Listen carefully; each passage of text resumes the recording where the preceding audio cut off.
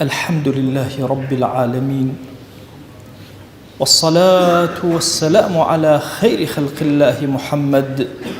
وعلى آله وأصحابه الكرام وتابعيهم بإحسان إلى يوم الدين. أوصيكم عباد الله ونفسي قبلكم بتقوى الله وكثرة مخافته، فإن التقوى شعار المؤمنين ودثار المتقين، ووصية الله تبارك وتعالى في وفيكم وفي الخلق أجمعين. هموش يعني أما بريتالا امتحان وتاقي كرنوا لچن لامتحان كان در أشيتو لچنا ساقط أبيتو أكوي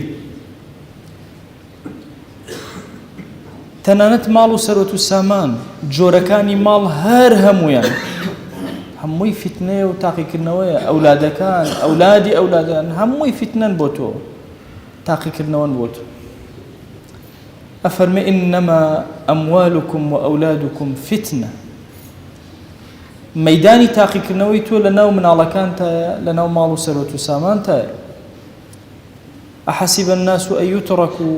أن يقولوا آمنا وهم لا يفتنون. خلقي بيانوا بس بلن إيمان من هي ترخوا تاقياناكا تو امتحانياناكا. همو أمتك لأمتان امتحانيانها تاقي كرامتو. بيغمري خواه صلى الله عليه وآله وسلم إرشاد من أكابو تاقي كرنوي كزور قرس كزور كاد لو تاقي كرنوي امتحان أكرين ودرناشين. أفرمي لكل أمة فتنة وفتنة أمتي المال. همو أمتك فتنة خوي هي تاقي كرنوي خوي هي جمي تاقي كرنوي كبيغمر صلى الله عليه وسلم ليه بترسل سر أم أمة مالو داهات ودارية. أفرمي ما الفقر أخشى عليكم. نا ترسم لوي كفقير بن لفقيريا بيدين نابن أويك ليه أترسم أويك الدنيا بسرتنا بكريته دسكن بمنافسة كدن لسري خوتان بفوتين وهو دنياو. أمتي في غمر صلى الله عليه وآله وسلم أمتي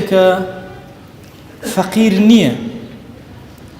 كوي فرماش تكاني في غمر صلى الله عليه وسلم كسير أكيد آياتكاني قرآن كأوهم تنبيها بو إمي مسلمان أدري لسر مال كابو أمتي في غمر صلى الله عليه وسلم دولمن دي زوري تيا هلاك كسي زور قوري تيا هلاك كهبوة دارايا يشك لك يشكاني إما لأمره يا أم زمني عولمي علمانيتا وهاي كردو فكري إما بيمان وايا دولمندي أويك كوي أكيتوا لكاتك دولمندي أويك أي خويت رزقيتو كوكراوكتنية لو تشويكتو كوت كردو بوكسي كتري كوكردوتو لمفهوم إسلامية أو شتيك وأشتنا وقديتو تنها أو رزقيتو أو يتري رزقيتو نية أو بوشاكي لو ساتا لبرتا تنها أوين رزقيتو. حتى علماء فرمون هندشان بوشاكي رزق نية شو كإنسان كأمري بوشاكي لي أكنا وهند جار أي بخشن إسفادي لي كان أي فروش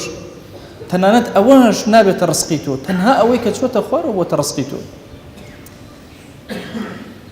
أمرو لزمنك أجين زمني منافسي زور قرص قال بياو زور ماندوا حاجة كان يجيان زور زور بون وهاي لها توفريانا كي هر روجي اشتيك هر روجي جورك هرچی أكيتو هول أدي أو أنت دارایی دسكونا كيتو كبتواني جياني خوتي بيو جزربكي بويا وهاد لي هند جار أقاد لخودنا من أهل مزقود دزبو حرام أبي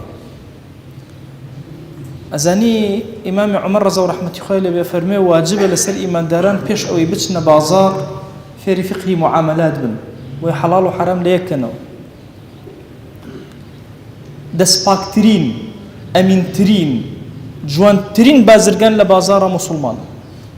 كأبي بزانة شون ما ملاك بتشوك ترين خيانات بركتي مالكتي بردو مالها مبازار أو هايا توي إيمان دار خاوني بازار ودكاني خوتي اتر هر جورة كارك أكي بجستت كار أكي يا بفكرة يا ببارو دهات شو همو أوانيك لإنسان باري بيبياءك یا بە جەستەیەتی ماندوو ئەبێ بەغدارێکە ماندوو ئەبێ کرێکارێکە ماندوو ئەبێ جەستەی ماندوو ئەبێ هەندێک تەنها فکری ماندوو ئەبێ لە بازرگانیە هەندێکیش ماڵ و دارایی هەیە ماڵ و دارایەکەی ماندوو ئەکات ئەوی خستۆتە کەسابەت و خۆی لە ڕەحەتیە بۆیە ئینسان ئەبێ زۆر هوشیارانە مامەڵەکە لە هەموو پرۆسەکانە بزانێ ئیمتیحان و تاقیکردنەوەی خوا جل جلاله بە پێغەمبەریان صلی الله عليه وآله وسلم ئەفەرمێ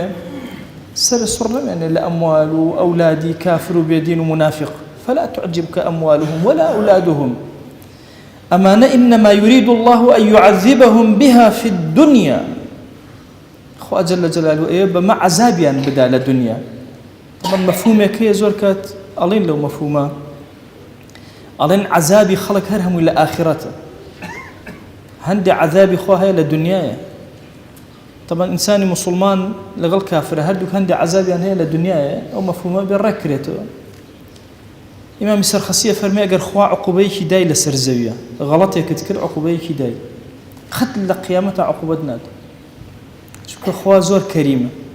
عبدك لعبدكاني ليرة عقوبة دا عقوبة دومي نادا يكجر عقوبة دا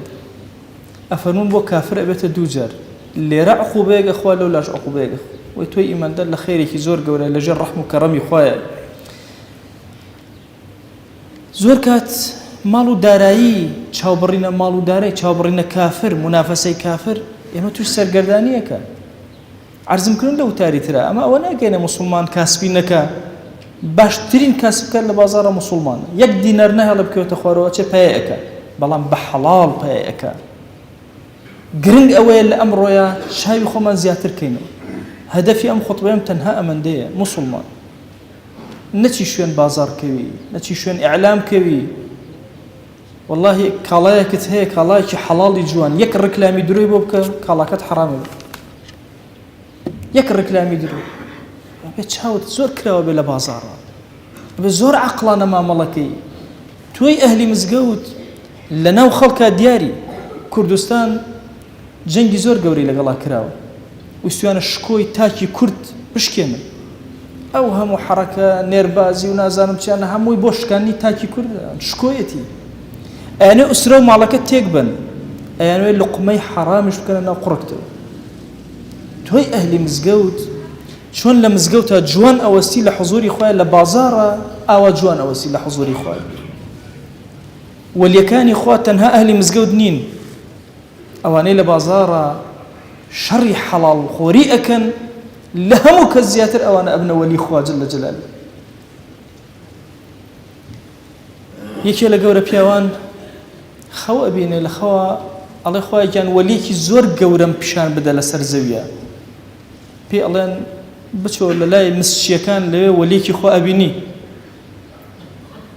ئەویش ئەڵێ ئەی هاوە لەناو بازاڕەوە مسچیش ئەخر ئەبێ وەلی خوا چی چۆن دەستکەوێت لێ ئەڵێ ئەچێ ئەگەڕێ پیاوێک ئەدۆزێتەوە لە لای دائەنیش ئەڵێ ئافرەتێکیش ئەبینە قاپێکی هێناوە مسە و ئەی فرۆشێ لە چەندین شوێن تەنها 2 درەمی ئەدەنێ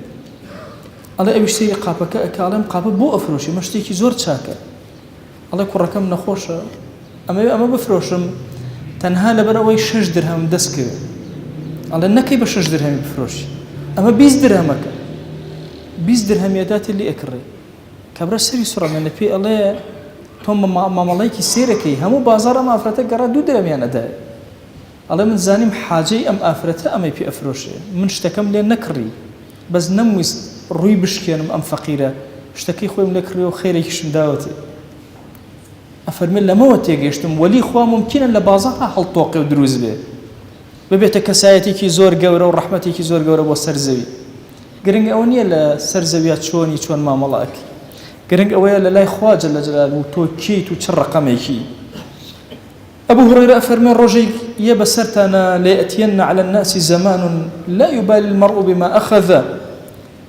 من المال الرجل يبسرتنا زمانك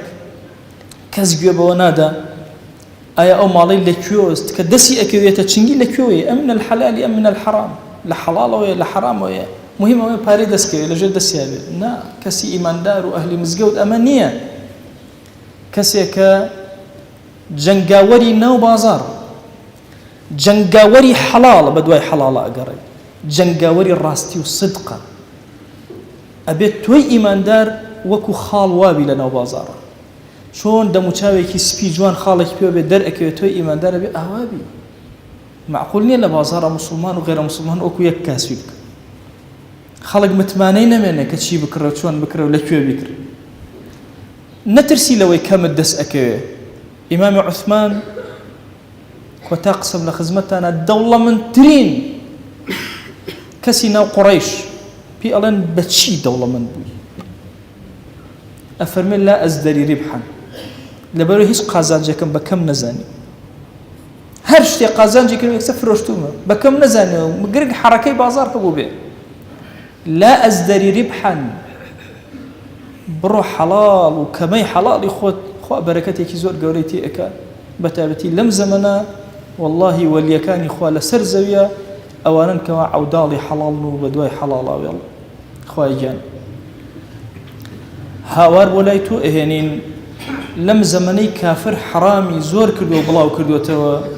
تو گەورەی خۆت ئەوەندە حەڵاڵمان بدەرێ محتاجی حراممان مەکە یا رب العالمین یا ربی خوایە لە هەموو شتێکە ئەوەندەمان حەڵاڵ بدەرێ بە هیچ شێوازێ دەست و دڵمان بەرەو حرام نەڕوە یا رب العالمین ئیلاهی لێت ئەپاڕێنەوە لێت ئەلاڵێنەوە نیعمەتی زۆرە بەسەر ئەم وڵاتەی ئێمە باراندووە تو گەورەی خۆت لەبەر کەمتر خەویمان لێمان مەگرەرەوە بۆمان زیادکە یا رب العالمین بەرەکاتی ئاسمان و زەوی بەسەرمانەدا ببارێنە چۆن دڵت خۆش کردین یا ئیلاهی بە بارانی ڕەحمەت بارانی نور و ئیمان بە دڵمانە ببارێنە ئیلاهی هەمووان ئەهلی مزگەوت بکەرە نورێکی زۆر جوان لە بازاڕە تو گەورەی خۆت خوایە داوات لێ ئەکەین بە کەڕەمی خۆت بە ڕەحمەتی خۆت ئەم سفرە پڕێمان یا ئیلاهی لێ مەگرەوە یا رب العالمین پەروەردگارە زۆر کات نەمانتوانیوە شکری تۆ بکەین لەوە ئەچێ عەقڵمان پێی نەشکا بێ ئیلاهی تۆ ئەکەینە شاهید بە دڵ هاوار لە تۆ ئەکەین و سپاست ئەکەین تو گەورەی خۆت خوایە ئەم نیعمەتانە کە پێت داوین بۆمان زیاد کە و لێمان مەگرەرەوە ئیلاهی ئەمڕۆ موسڵمانانی جیهان زۆر لە زەحمەتان هەر سوچێکی سەرزەوی بگری یا ئیلاهی موسڵمانان لە ناو داوێکی ئەهلی کوفرن هەمانە خوێنی لێ ئەتکێ هەمانە لە زیندانە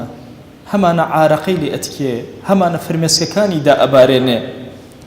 بەخوا پەروەردگارە ئومەتەکەی پێغەمبەر صلی الله عليه وسلم لە ئەم ڕۆژگاری فەسادەیە کەس شک نابا تەنها تۆ نەبی دەی تۆش تەنها و تەنها بەسی دەی ئیلاهی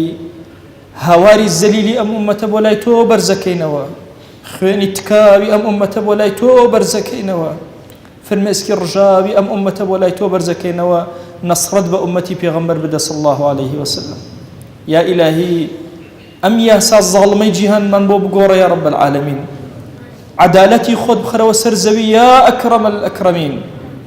ئەگەر چی ئێمە شایەن نەبین یا ئیلاهی تۆ خوایەکی زۆر بە شایەنی ڕەحمەتی خۆت بەسەرمانە ببارێنە یا رب العالمین ئیلاهی ئەگەر هیچمان نەبێ لە حضوری تۆیە بەرزیکەینەوە بەخوا بە دڵ پێغەمبەرمان خۆشەوێ صلی الله عليه وسلم یا ئیلاهی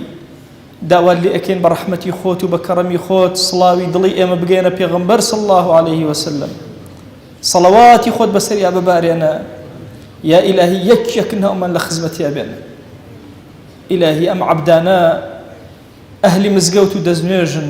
ئەهلی ڕووگە و قیبلەی تۆن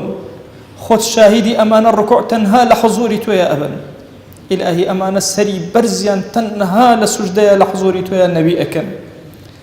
ئەمانە دەسی زەلیلی دوعایان تەنها و تەنها بۆ لای تۆ بەرزەکەنەوە دەیا ئیلاهی دوعاکەن ئەنگیرا بکە ادعوا الله وأنتم موقنون بالإجابة